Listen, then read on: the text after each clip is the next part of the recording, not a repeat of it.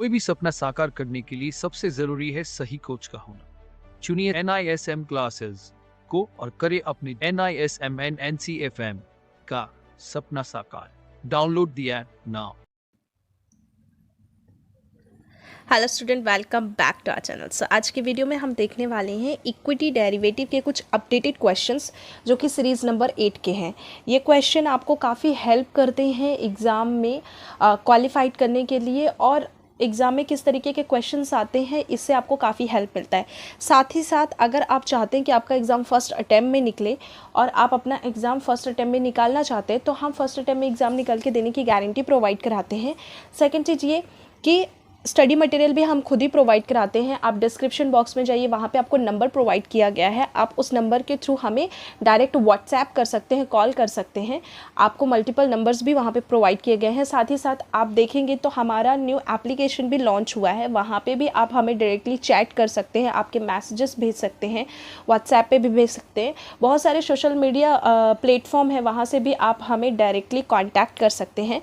और साथ ही साथ हम फर्स्ट अटैम्प्ट में एग्ज़ाम निकाल के देने की 100% गारंटी तो प्रोवाइड कराते हैं। और अगर आपको शॉर्ट टाइम में भी एग्ज़ाम क्रैक करना है, जैसे किसी का होता है कि हाँ हमें 7 दिन में या 10 दिन में कंपनी की डिमांड है, हमें क्रैक करना ही है, तो वो भी हम करवा के देते हैं। और हम मल्टीपल लैंग्वेजेस में भी प्रोवाइड कराते हैं, जैसे कि आपको हिंदी इंग्लिश में मिल जाएगा, कन्नड़ में मिल जाएगा, तेलुगु में मिल जाएगा, मराठी में मिल जाएगा, और एक आपको बंगाली लैंग्वेज में भी मिल सकता है। तो इतनी सारी लैंग्वेजेस हम प्रोवाइड कराते हैं। तो आप अभी जाइए और चेक कीजिए आपको कौन सा कोर्स करना है। NISM और NCFM के हम सारे सर्टिफिकेशन कोर्सेज प्रोवाइड कराते हैं, जो कि आपका रहता है NISM के 26 सर्टिफिकेशन और NCFM का 42 सर्टिफिकेशन। इनमें से आपको कोई भी सर्टिफिकेशन की रिक्वायरमेंट है तो आप हमें डायरेक्टली कांटेक्ट कर सकते हैं और हमारे थ्रू आप पढ़ के फर्स्ट अटैम्प्ट में ही एग्ज़ाम निकाल सकते हैं। चलिए आज सबसे पहले क्वेश्चन पे आते हैं। क्वेश्चन है, mister X does not hold any shares of ABC company, so he can not write a call option on it. यहाँ पे बोल रहा है मिस्टर एक्स नाम का एक बंदा है, उसने कोई भी ABC नाम का शेयर क्या किया है, कंपनी के शेयर को होल्ड नहीं किया है, मतलब उसने नहीं खरीदा है। ठीक है, मतलब ABC कुछ भी हो सकता है, यहाँ पे SBI भी हो सकता है, DLF भी हो सकता है, HDFC बैंक हो सकता है, ICICI डायरेक्ट हो सकता है, कुछ भी हो सकता है उसका नाम। तो वो कोई पर्टिकुलर स्टॉक का नाम ना बोल के ABC या XYZ ही ज़्यादातर यूज़ करते हैं। Mister X does not hold any shares of ABC company, so he can not write a call option on it. So इसका स्टेटमेंट क्या होगा, ट्रू होता है या फॉल्स होता है? इसका स्टेटमेंट फॉल्स होगा। फॉल्स क्यों होगा, हम ये एक्सप्लेनेशन में देखते हैं। Anyone whether he holds the underlying asset or not can buy or write option। कोई भी, या तो उसने कैश मार्केट में उस शेयर्स को होल्ड किया हो या कैश मार्केट में उस शेयर्स को होल्ड नहीं किया हो, तो भी मैं वो ऑप्शन मार्केट में क्या कर सकता है, प्रीमियम में स्ट्राइक प्राइस के थ्रू किसी भी स्टॉक को बाई कर सकता है, मतलब कि लॉन्ग करके भी रख सकता है, और राइट कर सकता है, मतलब कि उसको सेल करके भी रख सकता है। ठीक है, कॉल भी बाई कर सकता है, पुट बाई कर सकता है, कॉल सेल कर सकता है, पुट सेल कर सकता है। तो उसका कैश मार्केट से कोई लेना देना नहीं है, या फिर उसका फ्यूचर मार्केट से कोई लेना देना नहीं है कि अगर उसने वहाँ पे परचेज नहीं किया है तो यहाँ पे वो ट्रेडिंग नहीं कर सकता है। दोनों जो होती हैं both are different thing.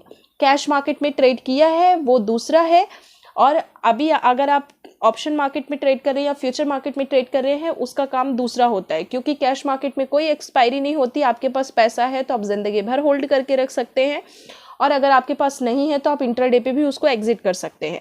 But वही अगर आप ऑप्शन पे ट्रेडिंग करते हैं तो ऑप्शन में एक बार अगर आपने बाई किया है तो आप मंथ एंड तक उसको होल्ड कर सकते हैं। ठीक है, क्योंकि मंथ एंड में उसकी एक्सपायरी होती है। तो इस तरीके से ये दोनों का काम अलग रहता है। वो आपके शेयर्स बढ़ते हैं तो स्टॉक में आप देखोगे प्राइस आपके बढ़ते हैं घटते हैं।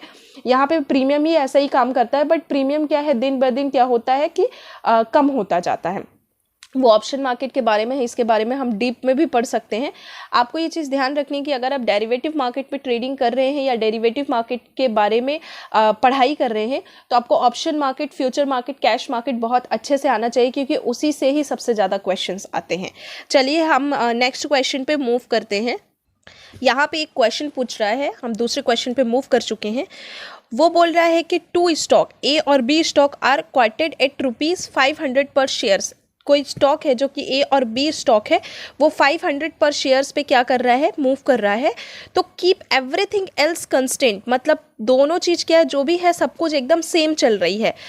इफ़ अगर A is more volatile than the B, अगर ए स्टॉक जो है वो ज़्यादा वोलेटाइल होती है एज़ कम्पेयर टू बी से, तो which put will be priced as higher, तो इनमें से किसका जो पुट है, मतलब कि यहाँ पे अब ऑप्शन की बात कर रहा है वो, अगर ऑप्शन की बात कर रहा है तो वहाँ पे बोल रहा है इनमें से किसका जो पुट होगा उसका जो प्राइस होगा वो हायर होगा, ए का हायर होगा या बी का हायर होगा। विल बी प्राइज्ड हायर मतलब कि वो हायर ज़्यादा करेगा, कौन हायर, किसका प्राइस ज़्यादा हायर होगा, ये हमें बताना है वहाँ पे। तो सबसे पहले तो कभी भी क्वेश्चन अगर आपको समझ में नहीं आता तो क्वेश्चन को हमेशा तोड़ तोड़ के समझना है, उससे क्या होता है क्वेश्चन समझने में ईजी होता है।